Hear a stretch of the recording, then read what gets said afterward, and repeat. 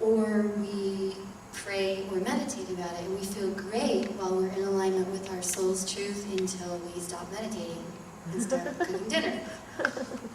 Or maybe for a few hours, right? While those chemicals of bliss are still in our systems.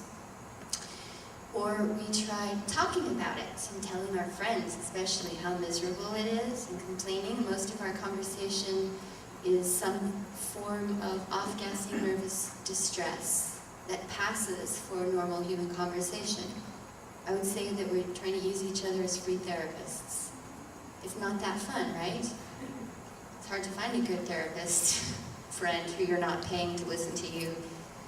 And sometimes it feels burdensome as the friend. It's like, oh, I can't answer the phone. They're always like, I know she's going to be upset. She calls. She's like still in the same loop with the same guy, or he still hates his boss or whatever. And we can feel that mental activity isn't clearing it either. And if anyone's ever tried to do talk therapy, you'll know that you'll understand your problems more, which kind of can compound it, because then you know that you're screwed up, and you know why you're screwed up, and you know how you got there, but now you're even more mad, or you feel guilty because you can't unscrew it, right?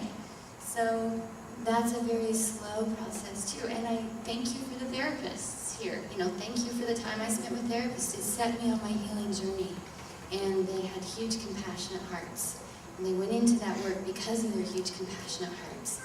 And now we found some upgrades, and I love teaching this to psychotherapists and counselors because it makes your work a lot easier. And boy, does it feel good. It increases the job satisfaction to watch someone be like, I'm done with the pain of that child abuse. Like, done. Like, okay, let's talk about it. And they're like, oh. Yeah, okay. You know, it's kind of no big deal anymore.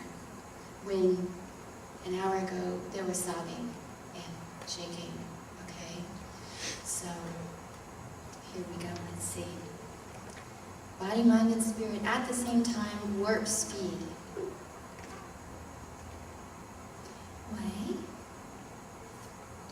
How long do we tap? My little PowerPoint. I was still doing its thing.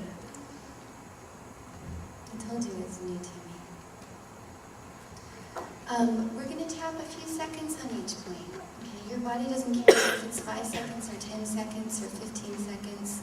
You know, just tap, tap, tap, tap, tap, tap, tap, tap. Go at your own pace. Don't force yourself to do it fast. Sometimes if you're feeling sluggish or slow, you're going to want to pick up the pace a little bit. And you're going to tapping points. Yay! And there goes your reality.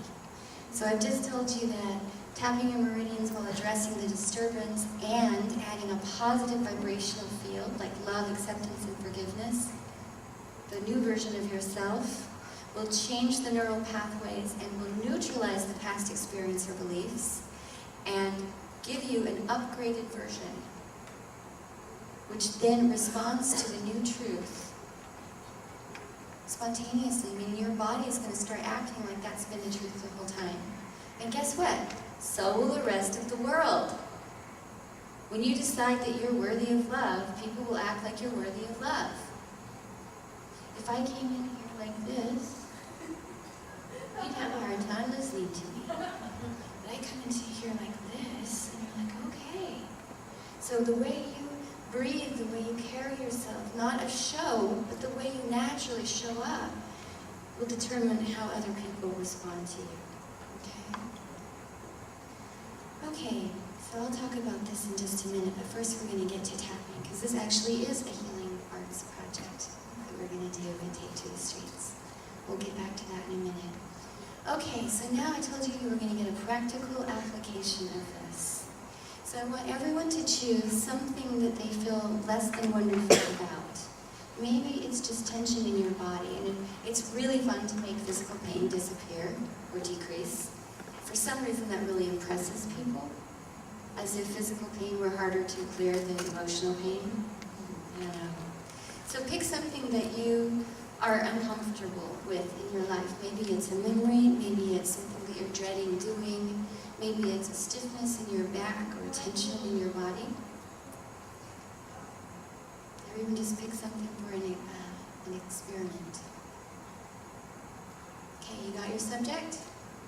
Okay, now I want you to assess on a scale of 1 to 10, how intense is this issue for you? 10 would be the most excruciating, and 1 is like I can barely feel it, it's just a teeny bit there.